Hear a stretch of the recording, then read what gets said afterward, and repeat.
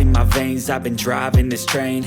Years in this lane, there's no stopping this flame. Cause I came to the game and I changed it to play how I like, rearranged it to my own domain. Yeah, I got what it takes, made lots of mistakes, taking shots, skipping breaks, feeling lost. Hey everybody, welcome back to the channel. Today we are going to be kind of wrapping up our Improving Engine Performance series. Now you see here, I've already got the short block pretty much assembled. After we did the narrowing of our bearings in the last episode, I kind of went ahead and kind of put everything together and got it all done so I can kind of move forward. If you guys are curious on the assembly of the short block, go take a look over here or search in our Billet Hemi assembly playlist where we assembled the short block and long block and everything last season. Now we're going to go ahead and move forward by getting the heads on and the head gaskets. The reason I had stopped here is if you go and into the Wayback Machine here, you can remember we were calculating the compression ratio and talking about changing head gaskets. Well, we did make a change, and I'm going to go grab that for you, and we're going to go over what the changes are going to be. So what we changed is we did go to a different head gasket. This is an 80 thousandths thick head gasket where we were at a 93 before. So we did go about 13 thousandths thinner to increase the compression ratio. We also changed our head gasket manufacturer. This head gasket is actually made by Flat Out Gaskets right here, the F, and we'll put their logo up right here with contact info. Now, Flat Out Gaskets, I actually got to meet the owners of Flat Out Gaskets and some of the workers and such out on the road for Mountain Motor Pro Stock, and I got to call up and talk to a Mountain Motor Pro Stock racer by the name of Tony Gillig, and he is kind of their manager there of operations, and he got me squared away with exactly what I needed. It was really good to talk to them, and they also make a ton of other gaskets as well. We got some of their oil pan gaskets, and they make intake gaskets and everything, so make sure you check them out. But we are going to change to these gaskets this year, and we're going to go ahead and get this on. And back at the engine, we're going to go ahead and get this ready to put the head gasket on. And if you remember from last year, I do use a little bit of RTV silicone to seal everything up. We have an oil port that's right here that comes up to feed the heads, and then we have two oil returns right here. I used to put a little bit all the way around.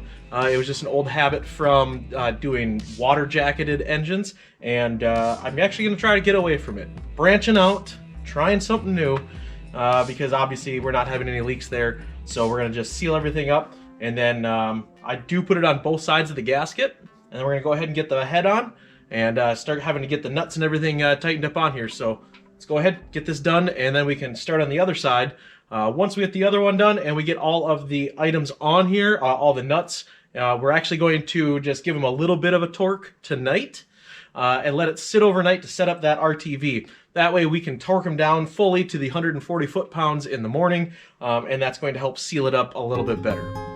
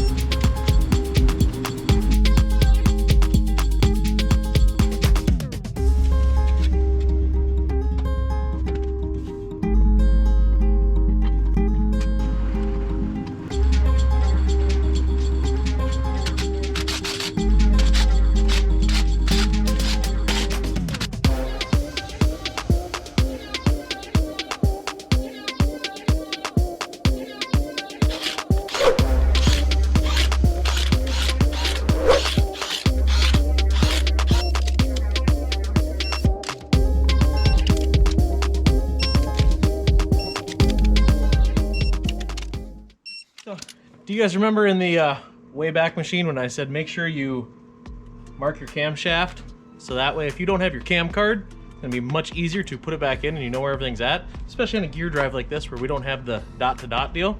Well, now we get to go ahead and prove that. So we know that we're gonna have our mark here, and we're already on top dead center. So we're gonna go ahead, I can grab our cover, and we'll slip it on, make sure everything fits, and then we'll seal it up.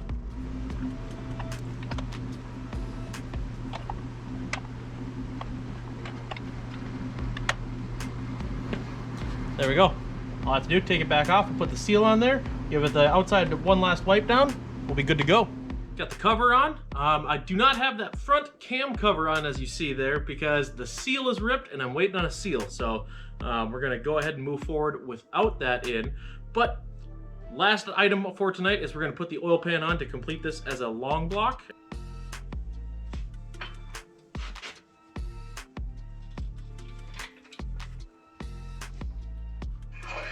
One of the other items we were actually able to get from Flat Out Gaskets is a new oil pan gasket. So we're gonna go ahead, I have to do a wipe down. We have a little bit of assembly lube and such that has come down right there. So we're gonna give it a wipe down. We have to replace one stud here, and we're going to get the oil pan set on. Now you can put these on dry. This is a Y block design where you can go ahead and keep it nice and flat. But I absolutely hate oil leaks, so I do use a little bit of silicone on there just to make sure I don't have any drips or anything like that afterwards or in the car, because the last thing you want to do is be taking the oil pan off and trying to seal it after there's oil in it and everywhere else. So as I said, we had to make some modifications to the oil pan here. First modification that we had to do is we had to cap off the front here. We had the big 118 on the front and we had a single return, but now since we're gonna have twin 88s on this, we had to put a oil drain up here and on the other side there.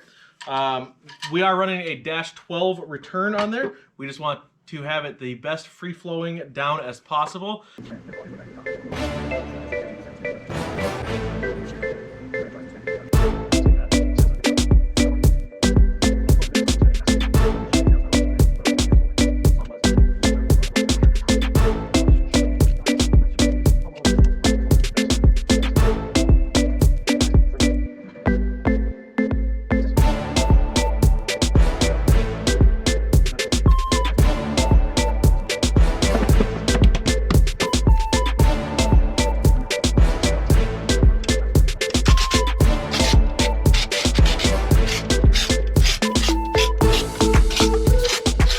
Actual last thing we're going to do tonight is we need to go ahead and make sure that our push rod length hasn't changed since we changed our head gaskets. Before that, I want to go run over real quick and let's go check in with Al real quick, that's Dad, to see exactly what he's been doing over on the chassis side of the race car and kind of get ready for that. This is going to be our final episode of our Improving Engine Performance series. And we're going to be going into our actual car rebuild and update videos from there.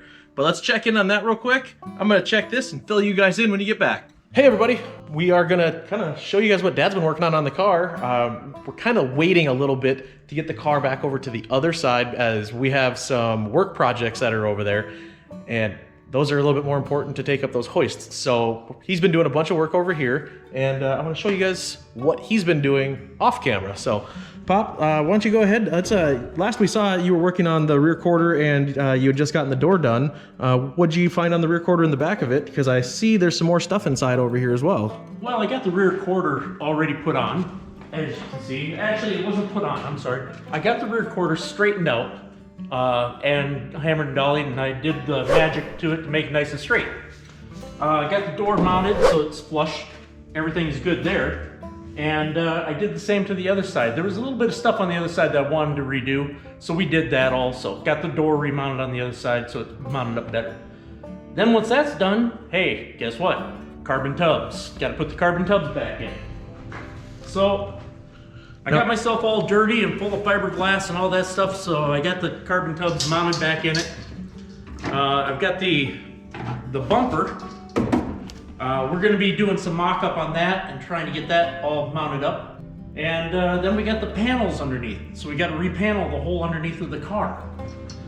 So now, are those the same carbon tubs we had, or are those new ones? Those are the same ones. I was able to take and fix the carbon on it.